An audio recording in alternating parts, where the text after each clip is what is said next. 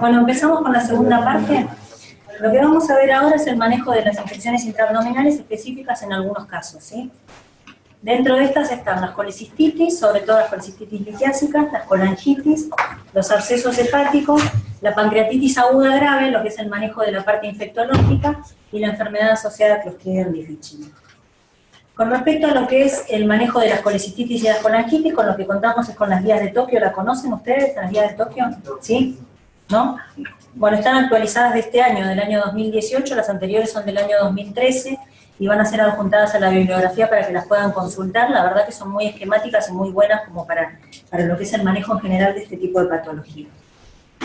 Básicamente lo que hacemos con el paciente con una colecistitis litiásica es estratificar de acuerdo al grado de gravedad, ¿sí?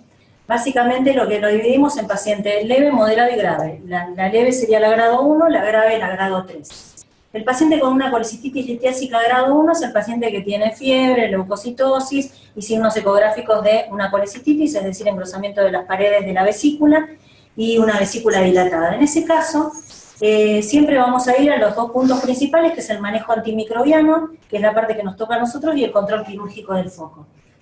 El tratamiento antimicrobiano que se utiliza para la grado 1 es el antimicrobiano que utilizamos para los de la comunidad, es decir, ampicilina, surlactam, genta, o ciprofloxacina, metronidazol, o cefepime, metronidazol, cualquiera de los esquemas antibióticos que utilizamos para las infecciones de la comunidad que definimos recién.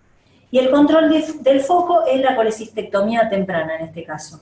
Lo que se utilizaba antiguamente, lo que habrán escuchado por ahí algunos cirujanos que dicen enfriar al paciente y después operarlo, eso no existe, si no está descrito en lo que es la bibliografía. Así que lo que uno hace es, ¿qué dice? Subí la... Ahí está. Tratamiento antimicrobiano y colecistectomía temprana. En el grado 2 es cuando ya se agrega leucocitosis más de 18.000, cuando tenemos 72 horas de evolución de lo que es la colecistitis, los signos de la colecistitis, cuando hay masa palpable o cuando hay alguna complicación. En este caso podemos utilizar los mismos antibióticos o antibióticos de más amplio espectro como el pipertazobactam. Y en este caso está indicado realizar la colecistectomía temprana si es posible dentro de las 72 horas. Si no es posible realizar la colecistectomía, la opción es hacer colecistostomía, es decir, drenaje percutáneo y en un segundo momento sacar la vesícula como corresponde. Y el grado 3, que es la grave, es cuando se agregan disfunción de órganos. En este caso se utilizan antibióticos de amplio espectro, pipertazobactam, y si tiene factores de riesgo para beta-lactamasas de espectro extendido, utilizamos directamente carbapenem. En este caso está indicado realizar colecistectomía de urgencia, y si no es posible, lo mismo, colecistostomía y colecistectomía en un segundo tiempo, cuando el paciente esté más estable. Una de las patologías que nos presentamos nosotros habitualmente en terapia intensiva es la colecistitis litiásica, que saben que se presenta en pacientes graves y que es secundaria a un montón de procesos. Lo que uno tiene es una vesícula litiásica distendida con aumento de las paredes, y el riesgo es que se perfore esta vesícula, ¿sí? Así que lo que utilizamos acá es antibióticos de amplio espectro, también pipertazobactam. Es importante saber el tiempo de evolución que lleva el paciente internado, si está colonizado para ciertos gérmenes, como para hacer tratamiento antimicrobiano dirigido, ¿sí? Y conocer lo que es la resistencia de los gérmenes de nuestra terapia. Si es un paciente que está hace mucho tiempo internado, que está colonizado con KPC, y que la KPC nuestra es sensible a colistina, micacina, es el tratamiento empírico que vamos a usar. Por supuesto asociado a antianaerobios. En este caso también está indicado realizar colecistectomía, y si no es posible la colecistostomía, y después cuando el paciente esté más estable sacar la vesícula. Este es un ejemplo de una colecistitis litiásica, así ven el cálculo acá enclavado, la vesícula distendida, las paredes engrosadas, y acá ya hay aire perivesicular, que es una colecistitis aguda litiásica complicada. En el caso de las colangitis también lo estratificamos de acuerdo al grado de gravedad, en leve, moderada y grave. Acá, al igual que en la colecistitis litiásica, utilizamos para la grado 1, esto es obstrucción de la vía biliar, ¿sí? Paciente con fiebre con signos de colangitis, es decir, aumento de las transaminasas de la bilirrubina, predominio directo. Antibióticos de los que utilizamos, al igual que en la colecistitis la grado 1, es decir, para gérmenes de la comunidad, y en este caso se hace tratamiento conservador y si no hay respuesta, está indicado el drenaje de la vía biliar dentro de las 24 horas. En el caso de la grado 2 es cuando se agregan leucocitosis o leucopenia, más de 12.000 blancos o menos de 4.000, en pacientes de mayores de 75 años, cuando hay una bilirrubina de más de 5 o hay hipoalbuminemia. En ese caso también podemos utilizar los mismos antibióticos o un antibiótico de más amplio espectro, recuerden el flippertazobactam, y en este caso está indicado el drenaje biliar temprano, si es posible, dentro de las 24 horas. Y en el grado 3, que son las graves, acá cuando se suma también disfunción de órganos, se utilizan antibióticos de amplio espectro, otra vez si tiene factores de riesgo para BLE, utilizamos directamente carbapenem, y en este caso está indicado el drenaje biliar inmediato. Es de elección lo que es la vía endoscópica, la colangiopancreatografía retrograda endoscópica, pero también están como opción el transparieto hepático y el drenaje quirúrgico, ¿sí? Entonces, para la colangitis siempre tratamiento combinado, antibióticos más drenar, la única indicación de esperar sería la grado 1. También existe la colangitis asociada a cuidados de la salud, que es para pacientes que ya se encuentran internados.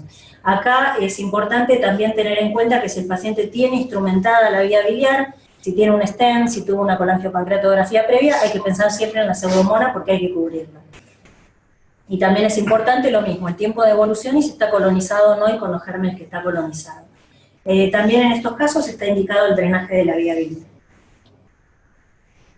Otra de las situaciones con las que nos encontramos en la terapia intensiva es la pancreatitis aguda grave, representa el 10 a 20% de los casos. La mortalidad global para todas las pancreatitis está definida alrededor del 17 a 30%. Para lo que son los cuadros leves es del 3%. Cuando hay necrosis estéril, la mortalidad es del 0 al 11%, pero cuando hay necrosis infectada aumenta francamente, ¿sí? A 20 a 40%. La necrosis infectada se da cuando hay necrosis en el 20 a 40% de los casos, perdón, 40 a 70% de los casos. O sea que cuando uno tiene necrosis en la pancreatitis, tiene que esperar que en algún momento se pueda llegar a infectar. Y esto se produce básicamente durante la segunda y tercera semana de la evolución de la pancreatitis, no antes, ¿sí? Que es el momento en que uno tiene que pensar en cubrir con tratamiento antimicrobiano. Lo que sí saben todos ya es que prácticamente, o sea, esto lo manejan todos, que no está recomendada la profilaxis antibiótica para lo que es la profilaxis, la pancreatitis aguda grave. Son pacientes que normalmente cursan con CIRS. Pero que hay que esperar hasta la segunda o tercera semana y evaluar si tiene necrosis infectada o no para hacer tratamiento antimicrobiano. Así que lo que uno hace, en general, cuando tenemos una pancreatitis aguda grave, es también estratificar de acuerdo a lo que es el grado de gravedad y dividir al paciente en etapas de evolución de la pancreatitis. En la primera etapa, que sería la admisión, lo que uno hace es determinar la gravedad de la pancreatitis por medio del Ranson, el Apache, la disfunción de órganos. En este caso, la tomografía no está indicada para la pancreatitis, con una ecografía se podría manejar, y la tomografía se utiliza solamente si hay duda diagnóstica, ¿sí? En la etapa 2, que es la primera semana de evolución de la pancreatitis aguda grave, lo que uno hace es reanimación controlada, saben que no está indicado expandir con grandes cantidades de volumen, ya es una contraindicación. Se hace nutrición enteral y directamente al estómago, precoz. Y lo que hay que hacer es monitoreo del síndrome compartimental abdominal, y en el caso de que apareciera el síndrome compartimental abdominal, durante esta semana lo que uno puede hacer es manejarlo por medio de paracentesis, y si con esto no es suficiente, se puede manejar con cirugía. Durante la etapa 2, que sería la primera semana de la pancreatitis, la única indicación que tenemos de cubrir con tratamiento antimicrobiano es si la pancreatitis va acompañada de una colangitis, ¿sí? Sería la única indicación. En ese caso lo que hacemos es tratamiento de la colangitis, como vimos recién, con los antibióticos de acuerdo al grado de gravedad y drenaje de la vía biliar. Siempre precoz. Y en la etapa 3, que es entre la semana 2 y 4, acá sí es cuando se produce la necrosis infectada. Lo que uno hace es monitorear con la parte clínica del paciente. Saben que estos pacientes siempre van a tener CIRS, o sea que siempre están con CIRS. Lo que uno hace básicamente es monitorear la curva térmica del paciente, la leucocitosis, y se controla con tomografía con contraste. En el caso de que aparezca la necrosis infectada, el tratamiento que se utiliza es el tratamiento que se llama actualmente el Step Up, ¿lo conocen todos? ¿Sí o no? ¿No? ¿No manejan los pancreatitis con esto? Bueno, el Step Up es el tratamiento que se utiliza actualmente, que es escalonado o en etapas, de mínimamente invasivo a más invasivo. Lo que se hacía antiguamente, que era la cirugía a cielo abierto con la necrosectomía, no se usa más, y se usa como último escalón de la evolución en una pancreatitis aguda grave que no anduvo bien. Entonces lo que se hace básicamente es, si el paciente está infectado, primero tratamiento antimicrobiano. Y después manejar la necrosis infectada con punción aspiración con aguja fina o con drenaje percutáneo. Son las primeras opciones. Siempre que uno usa una punción aspiración con aguja fina o un drenaje percutáneo, hay que tomar muestra y hay que adecuar el tratamiento antimicrobiano. El tratamiento que se utiliza para la pancreatitis aguda grave, para la necrosis infectada, es de elección los carbapenem, porque penetran bien en lo que es el parénquima pancreático, y la otra opción es el ciprofloxacina metronidazol, que también penetran bien en el parénquima pancreático. Son las dos opciones. Así que lo que uno hace es necrosectomía mínimamente invasiva, primero con punción aspiración o drenaje percutáneo, toma de muestra y tratamiento antimicrobiano. Si con esto no es suficiente, se hace necrosectomía mínimamente invasiva, que se puede hacer por vía endoscópica, quirúrgica, laparoscópica, pero mínimamente invasiva, y si con esto tampoco es suficiente, recién se pasa al tercer escalón y el último, que es la cirugía a cielo abierto, ¿sí?, de la necrosectomía. Este tratamiento, que es el actual, que se utiliza actualmente, se llama Step Up, recuerden eso porque así lo van a encontrar en la bibliografía, es el que mostró mejores resultados y menor mortalidad cuando hay pancreatitis aguda grave con respecto al otro, que era el que se usaba antiguamente. Este es un ejemplo de una pancreatitis aguda infectada, ¿sí? Este es el mismo paciente que se fue del mínimamente invasivo al más invasivo, en este caso ya tiene puesto un packing, ¿sí? Es un paciente que anduvo mal y que requirió cirugía a cielo abierto. Otra de las infecciones intraabdominales con las que nos encontramos que requieren un tratamiento específico son los abscesos hepáticos. ¿Se acuerdan que eran de los intraabdominales el 13% y de los de las vísceras abdominales el 48%? Casi la mitad se localizan a nivel del hígado. Son principalmente piógenos y la vía principal de infección de lo que son los abscesos hepáticos es el árbol biliar, la vía ascendente, sí, hacia arriba. Así que los gérmenes son los de la vía biliar. Pero también recuerden que los abscesos hepáticos, el diagnóstico diferencial, la mebiasis, ¿sí? La mebiasis hepática. Tiene que tener para esto factores de riesgo, es decir, venir de climas tropicales y subtropicales, ¿sí? Con una diarrea del viajero primero. Y aparte recuerden que uno de los antibióticos que se utilizan, que es ciprofloxacina metronidazol, el metronidazol cubre la ameba, ¿sí?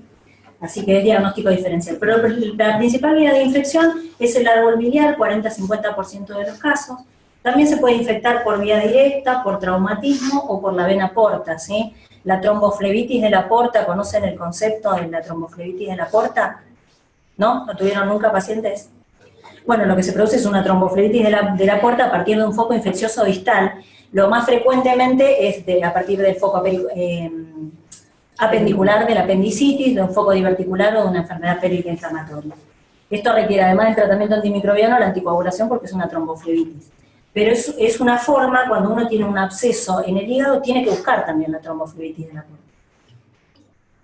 Así que lo que uno hace cuando tenemos abscesos hepáticos es manejarlo de acuerdo a lo que es el tamaño, el número, la localización y el contenido. Y esto va para la mayoría de los abscesos intraabdominales. Básicamente cuando tenemos muchos abscesos de muy pequeño tamaño, el tratamiento es antimicrobiano, no se puede drenar, ¿sí? Pero cuando tenemos abscesos que están alrededor de los 5 centímetros, ya tienen criterio de drenaje. Y esto corre para todos los abscesos intraabdominales. Para los hepáticos, entonces, lo que hacemos es tratamiento antimicrobiano y tratamiento quirúrgico combinado. El tratamiento antimicrobiano que se utiliza son cefalosporinas de tercera o cuarta generación asociadas a metronidazol. Recuerden que si es ameba, cubre el metronidazol. Y la duración del tratamiento es 4 a 6 semanas para lo que son los abscesos en general. Lo que se utiliza de tratamiento parenteral suelen ser 2 semanas, y si requiere drenaje, si el paciente no anda bien, si sigue con fiebre, si no se termina de drenar, por ahí hay que extenderlo hasta las 4 semanas de tratamiento endovenoso y después completar las 6 semanas por vía oral. El tratamiento quirúrgico que se utiliza, una de las opciones es la punción aspiración con aguja fina. Normalmente tienen que ser abscesos únicos y de pequeño tamaño, porque si son más, requieren más de una punción, guiada por ECOTAC. Y el tratamiento de elección como para la mayoría de los abscesos, es el drenaje percutáneo. Recuerden que siempre hay que tomar muestra de esto para adecuar el tratamiento antimicrobiano. Y si esto no es posible, drenaje quirúrgico. Siempre está indicado para todo lo que son los abscesos hemocultivos porque son positivos en casi la mitad de los casos. Así que lo que uno hace, y esto corre para la mayoría de los abscesos, si son únicos y menor de 5 centímetros, función aspiración, que suelen requerir más de una. Si tienen más de 5 centímetros ya se puede hacer drenaje percutáneo. Igual en la bibliografía está descrito de drenaje percutáneo en abscesos que son más chicos, de hasta 3 centímetros. ¿Sí? Pero bueno, 5 centímetros sería el punto de corte.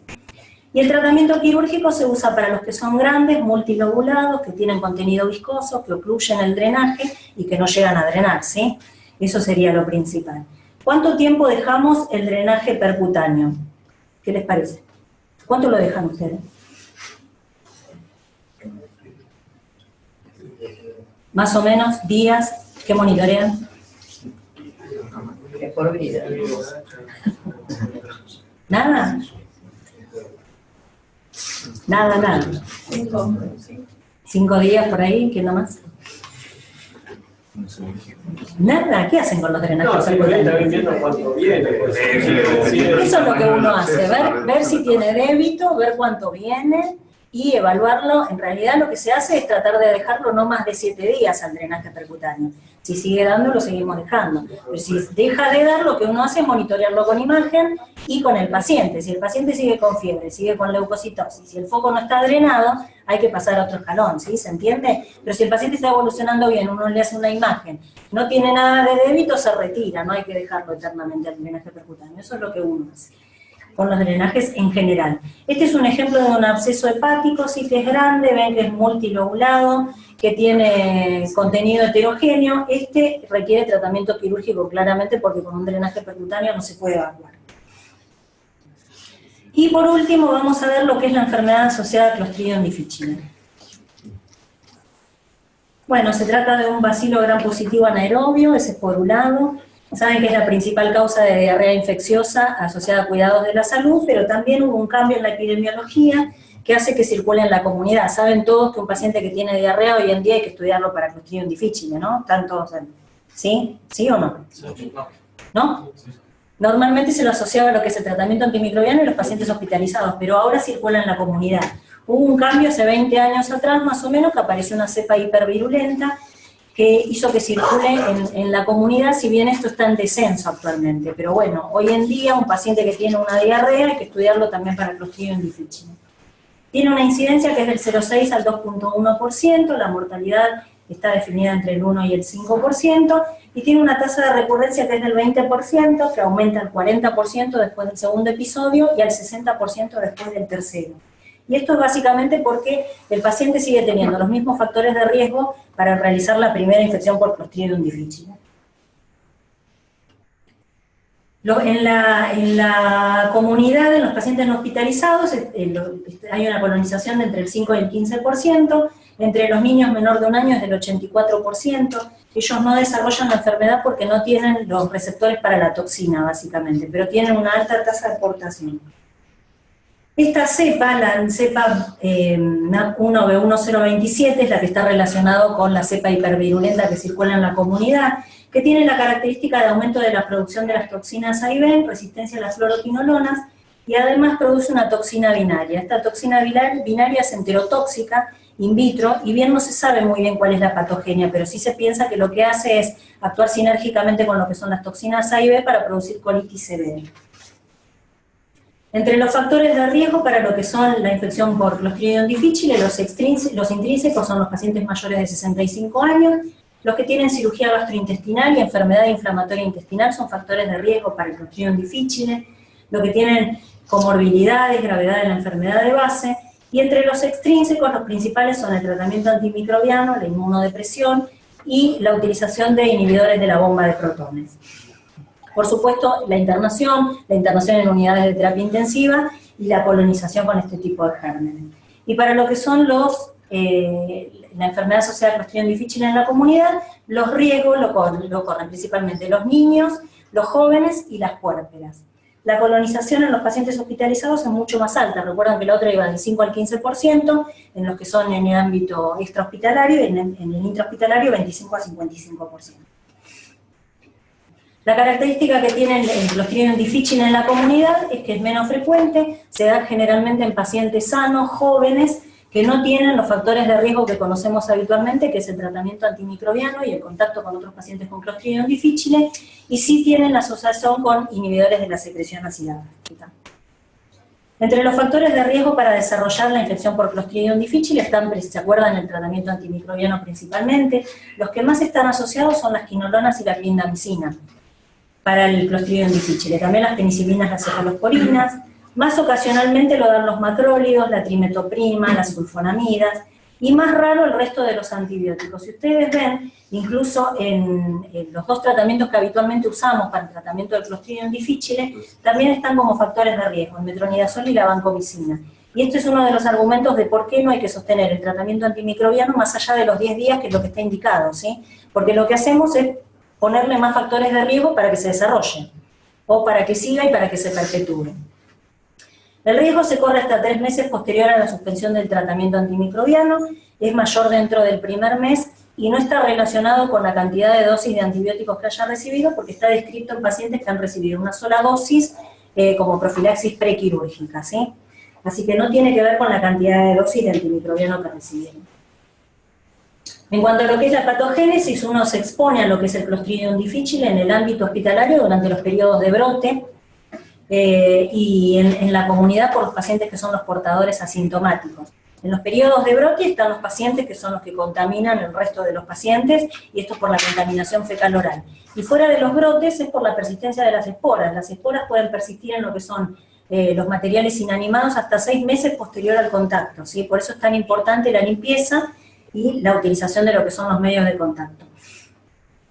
En este ámbito, bueno, las esporas ingresan, colonizan, se produce adhesión, penetración a nivel del tubo digestivo y comienza la producción de toxinas. En este contexto que se produce el Clostridium difficile, la colonización y la producción de toxinas, el paciente puede permanecer como portador asintomático o desarrollar la enfermedad como diarrea y colitis.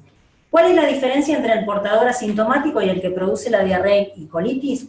Es, primero, que necesitamos que exista la bacteria, segundo, que necesitamos que existan los factores predisponentes, que haya desplazamiento de la flora, pero otra de las cosas más importantes es la respuesta inmune.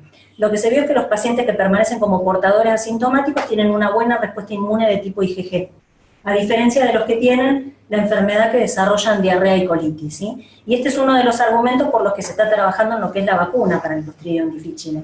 Tiene que ver justamente con esto, con la producción de anticuerpos. Así que lo que hacen es secretar toxina A, que es enterotóxica, la toxina B, que es citotóxica, y la toxina binaria, que se acuerdan que actúa sinérgicamente con las otras toxinas para producir diarrea y colitis grave. Lo que hacen a este nivel básicamente es activar la cascada inflamatoria, secreción de líquidos, rompen las uniones intercelulares, rompen células, generan detritus, y eso es lo que se va a poner después sobre la superficie del colon y va a formar las famosas pseudomembranas que vemos asociadas al Clostridium difficile, ¿sí? No es más que células muertas y detritus, la pseudomembrana. Por supuesto que invade la pared, en un primer momento produce engrosamiento de la pared, después la adelgaza y puede perforar, que es una de las complicaciones que hace el Clostridium difficile.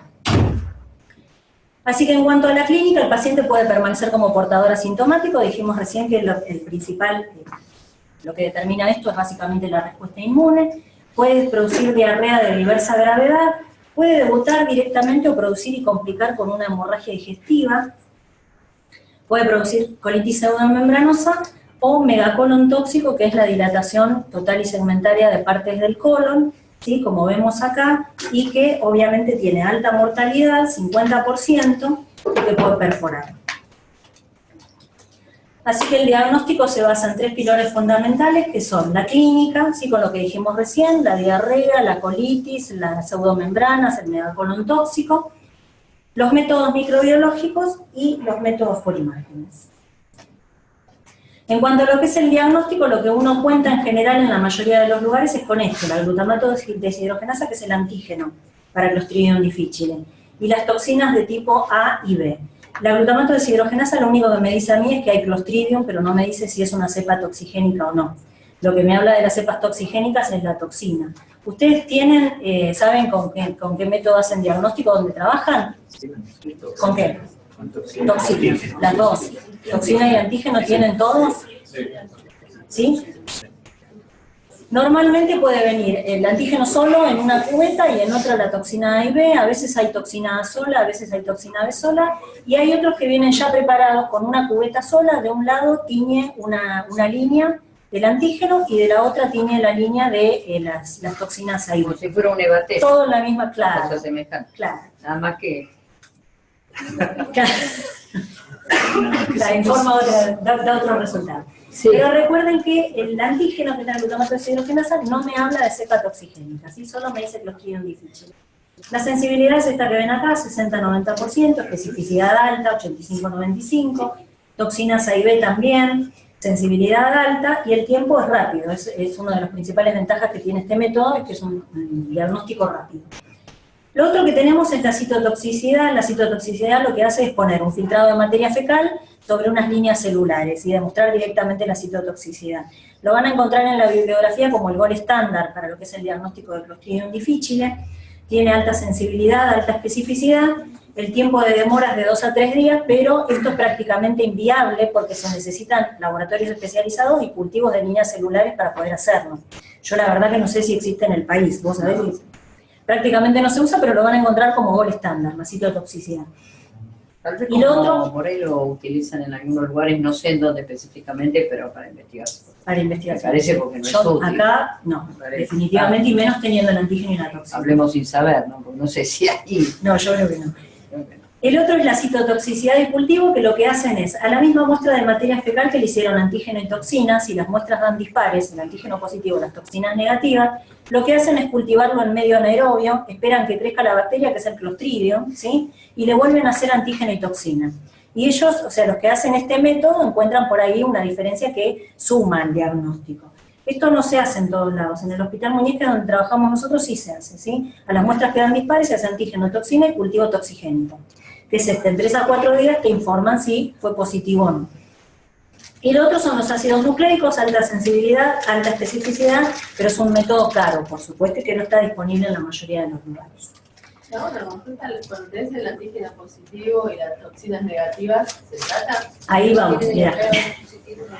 Ahí vamos. En general lo que uno hace es establecer un algoritmo diagnóstico, saben que no tiene 100% de sensibilidad y especificidad, así que lo que uno tiene que hacer es valorar con la clínica, ¿sí? Y determinar si lo trata o no lo va a tratar. En general lo que uno hace es antígenos, si el antígeno es positivo, se hacen las toxinas, y si la toxina es positiva, antígeno positivo, toxina positiva, diagnóstico de Clostridium difficile y ya está.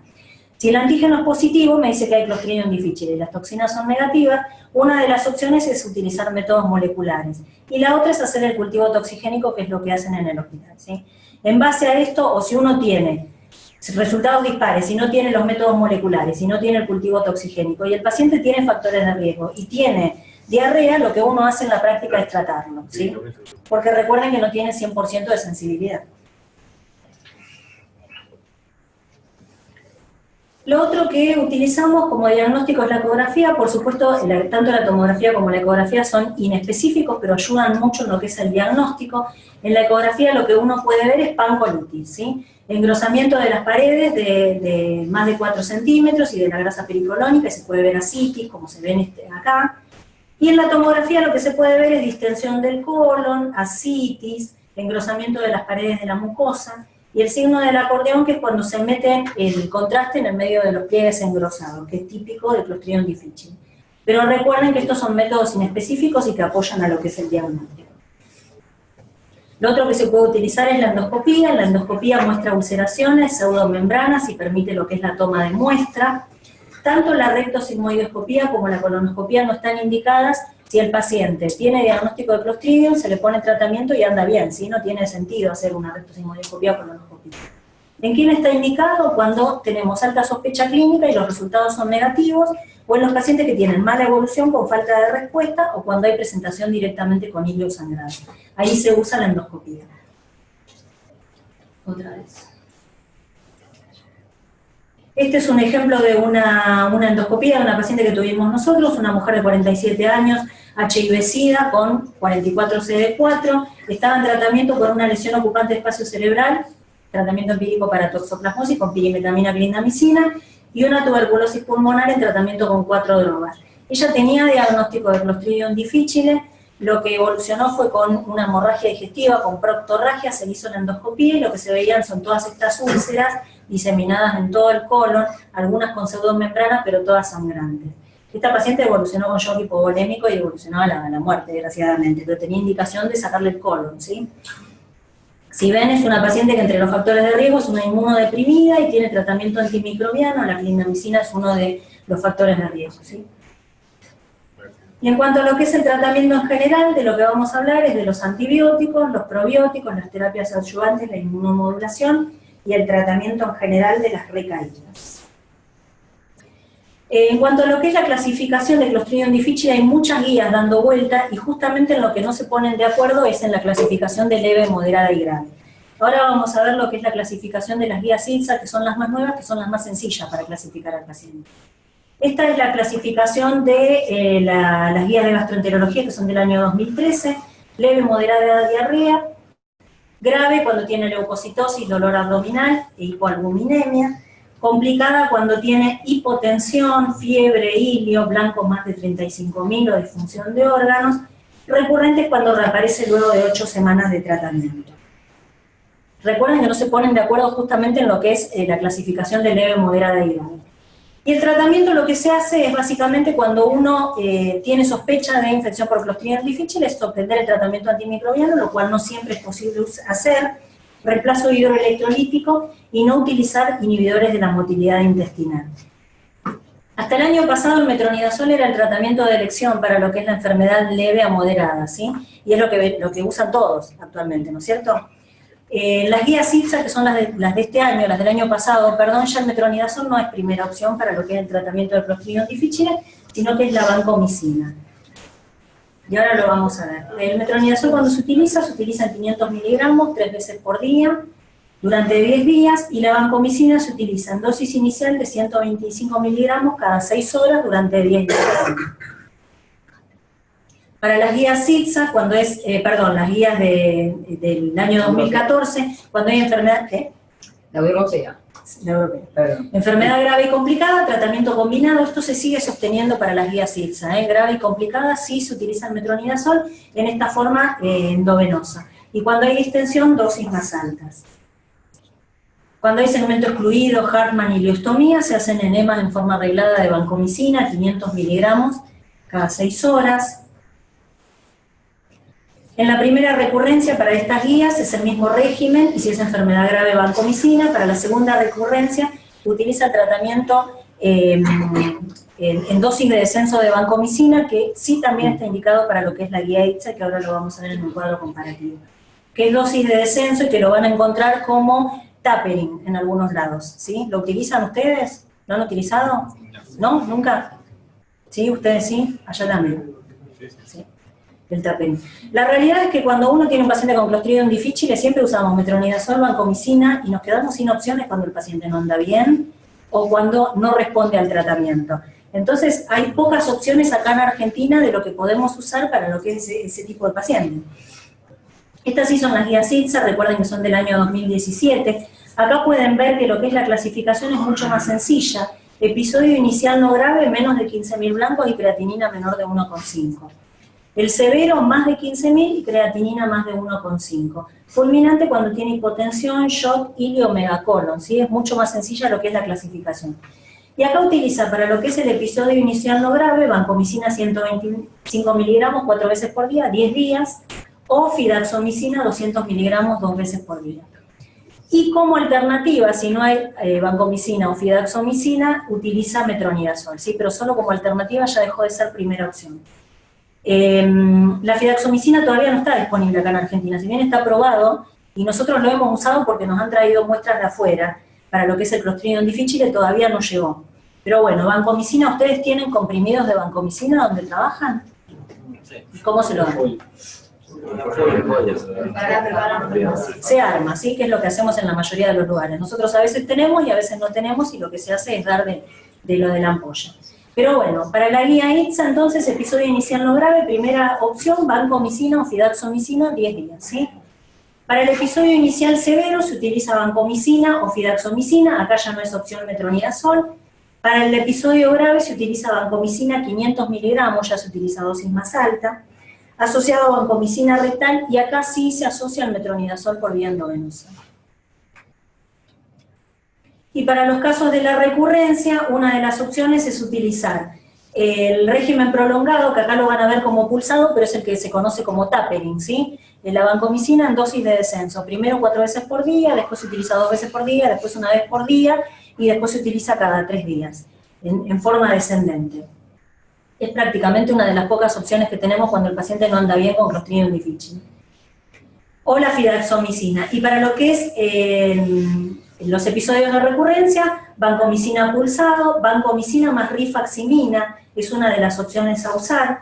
La rifaximina lo que tiene es que es un antibiótico que en general puede producir resistencia, así que tiene que ser usado con, en indicaciones muy precisas, ¿sí? Sobre todo para el Clostridium difficile. Y la otra indicación es el trasplante de microbiota fecal. Las indicaciones del tratamiento quirúrgico son cuando tenemos perforación intestinal, colitis fulminante, shock refractario, peritonitis con perforación inminente. Y hay que tenerlo en cuenta después de 12 a 24 horas de tratamiento médico, si hay falta de mejoría, si hay megacolon tóxico, en colitis grave en pacientes mayores de 65 años, en asociación con enfermedad inflamatoria intestinal o cuando hay disfunción de órganos. El tratamiento de elección es la colectomía subtotal con preservación de recto, tiene elevada mortalidad, eso es lo que dicen las guías, y es incluso lo que dice la guía ITSA, que es la más actualizada, que sería el tratamiento de elección. Lo que se está utilizando actualmente es la ileostomía NASA, que lo que hacen es ileostomía, lavado intraquirúrgico con polietilenglicol, y en el postquirúrgico hacer lavados con vancomicina por la ileostomía. Esto, lo que hay son reportes, los números son bastante interesantes, acá en Argentina se está haciendo también, y lo que se logró es conservar el colon en el 93% de los casos, o sea que sería un tratamiento de elección, ¿sí? Pero recuerden y van a leer que en lo que es las guías, que el tratamiento de elección dice colectomía subtotal con preservación de recto. Pero esto tiene resultados muy buenos. Con respecto a los otros tratamientos, lo que tenemos es la fidaxomicina, la tigecyclina, los anticuerpos monoclonales que se utilizan para lo que es la prevención de las recidivas. Las vacunas, como dijimos recién, recuerdan que la respuesta inmune en los individuos es uno de los principales factores de riesgo para no desarrollar la enfermedad, y es por lo que se está trabajando en lo que es la vacuna del Clostridium difficile. Pero todavía no están las indicaciones y la verdad que todavía no sé si salió. No, tampoco. Con respecto a lo que es el trasplante de microbiota fecal, es reintroducción de bacterias normales, ¿sí? Con donantes debidamente seleccionados. Las formas en las que se introduce es por medio de colonoscopía, enema de retención, sonda nasogástrica. Saben todos que esto se está haciendo, ¿sí? Probablemente ninguno de ustedes lo haya visto, nosotros tampoco lo vimos, ¿sí? Pero se está haciendo y se hace acá en Argentina, en el hospital de clínica, ¿sí? En el hospital italiano también. ¿Sí? Es materia fecal, en cápsulas, perdón. Sí, la congelan y la descongelan, ¿sí? Y todavía, se está haciendo, los resultados son muy buenos, pero todavía no se sabe exactamente cuál es la mejor vía. Pareciera ser que el enema de retención es el más efectivo para lo que es esta enfermedad. Y lo que se está trabajando también es con las cápsulas de bacterias de materia fecal, pero lo que se vio es que se necesita mucha cantidad de cápsulas, y es menos tolerado por el paciente, ¿sí? ¿Se entiende? Porque es una cuestión de... hay que querer tomarse las cápsulas. Pero bueno, pareciera que es más efectivo con el enema de retención por ahora, pero todavía lo que hay son series de casos y faltan publicaciones para saber cuáles son los resultados. Están indicados ya en las guías a partir de la tercera recurrencia y con el tratamiento con vancomicina. Con respecto a lo que es los probióticos, saben que son introducción de organismos vivos, están contraindicados cuando el paciente tiene diagnóstico de Clostridium difficile, y sería una recomendación para prevenir en el paciente que va a tener factores de riesgo, pero tampoco, está muy discutido este tema de los probióticos. Lo que sí no hay que hacer es dárselo si el paciente tiene diagnóstico de Clostridium difficile, ¿sí? Que uno lo ve habitualmente, que le ponen justamente para regenerarle la flora, y estamos haciendo las cosas mal. Uno de los antibióticos que está indicado, vieron recién, de primer escalón para la guía ITSA, es la fidaxomicina, es un antibiótico macrocíclico, pertenece a lo que es la familia de la vancomicina, ¿sí? Y lo que tiene de ventaja con respecto, de la vancomicina, lo que tiene de ventaja con respecto a esto es que es bactericida y que tiene un espectro que es más corto. lo cual permite conservar más la flora con respecto a lo que es el metronidazol y la vancomicina. Y es superior en cuanto a la recurrencia, 30% de recurrencia cuando utilizamos tratamiento con vancomicina versus 15% con fidaxomicina. Recuerden que está indicado y que en cualquier momento va a llegar. Las dosis son 200 miligramos cada 12 horas por 10 días. Otra vez. La tigeciclina tiene alta eficacia en series de casos, 80%. Es un antibiótico de amplio espectro, alcanza altas concentraciones en lo que es la luz intestinal, pero bueno, no está demostrado si es totalmente efectivo. Es otra de las cosas con las que contamos hoy en día cuando el paciente no responde al tratamiento por Clostridium difficile, ¿sí? Las opciones son vancomicina por vía oral, vancometro, instilación de enemas de vancomicina, y después ya pasamos al taperin o estas opciones tigeciclina, así que a veces no queda otra más que usarla. Con respecto a lo que es los anticuerpos monoclonales, ya está aprobado y es básicamente para lo que es las recurrencias. Existe el lactoxumab, que es para la toxina A, y veslotoxumab frente a la toxina B, y reducen las tasas de recurrencia en un 40%. ¿Y salen? ¿Cuánto salen? $3.000. 3.000. Ahí nomás. Para quien lo quiera usar. En cuanto a lo que es la prevención, el de ¿Puedo Clostridium decir difficile, algo? sí, Es más barata la materia fecal. y más efectiva, parece. Bien, parece que es más efectivo. En cuanto a lo que es la prevención, los probióticos, ya dijimos recién, no está demostrado que sean efectivos. La inmunomodulación, faltan estudios para saber si las vacunas sirven o no, y en lo que más podemos actuar es en lo que es la terapia preventiva precoz.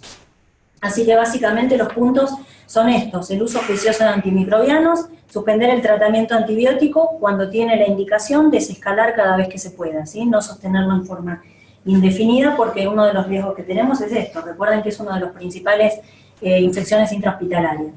Lavado de manos con agua y jabón y alcohol en gel, siempre utilización de guantes con estos pacientes. Recuerden, no sé si saben, que las esporas no se eliminan con el alcohol en gel, por eso es que se utiliza el agua y jabón, ¿sí? Así que agua y jabón, alcohol en gel y guantes, antes y después de tocar al paciente. Medidas de aislamiento y habitaciones individuales, siempre que se puedan. No en todos lados se puede poner a estos pacientes en habitaciones individuales y con baños solos. Así que lo que se hace en general son cohortes con la misma patología. ¿Todos pueden aislar los pacientes donde trabajan? ¿Ponerlos solo en una habitación? No, dos carreteras. No. Dos de la tres. Bueno, en todos lados no se puede, ¿sí? Desgraciadamente es un problema.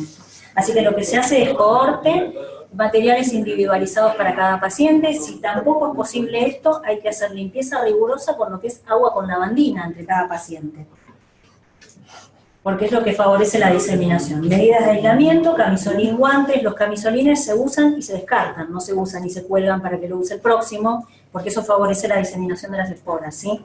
Se usan y se descartan.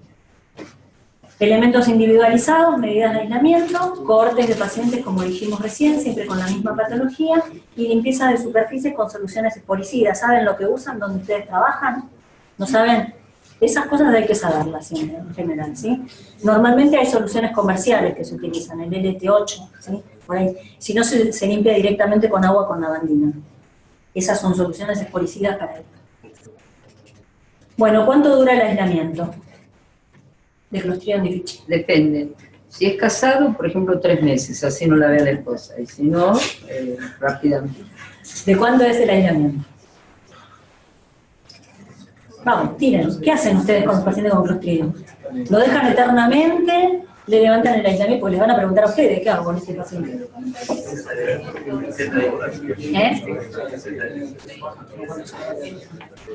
¿Nada? ¿Nadie tira nada? ¿Qué hacen con el paciente con Clostridium? ¿Qué les parece? ¿Que lo dejamos eternamente aislado? ¿Que lo dejamos hasta el alta? ¿Que lo tenemos que levantar en algún momento?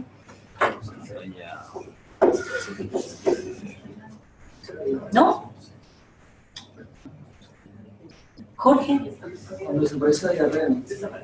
Hasta 48 horas después de que desaparece la diarrea, es lo que dice la bibliografía, se puede levantar el aislamiento, y si hay brote se mantiene el aislamiento hasta el alta del paciente, ¿sí? En episodios de brote normalmente quedan aislados estos pacientes. ¿Se hace control post-tratamiento? Si mejoró, si no mejoró, qué pasó con la toxina. Estamos todos de acuerdo, no se hace control post-tratamiento, no tiene indicación, no se busca la toxina en pacientes asintomáticos, ¿sí? Si mejoró, mejoró, listo. ¿Cómo se conserva la muestra? ¿Todos tienen bacteriología de guardia a las 24 horas? O sea, el paciente tiene diarrea y le mandan la muestra. ¿Quién tiene bacteriología de guardia? ¿Y el resto qué hacen con una sospecha de Clostridium difficile? ¿Cómo guardan la muestra?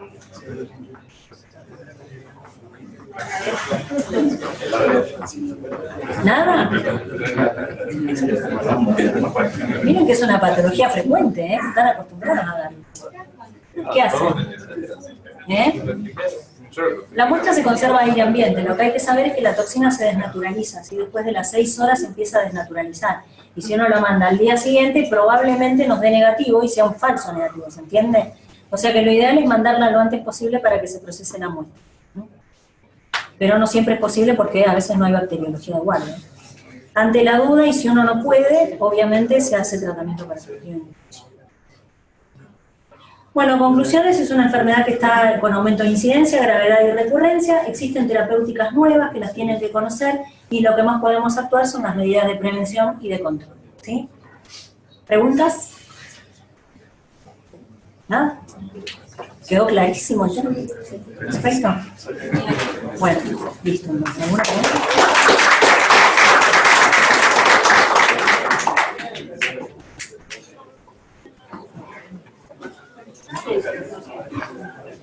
Bueno.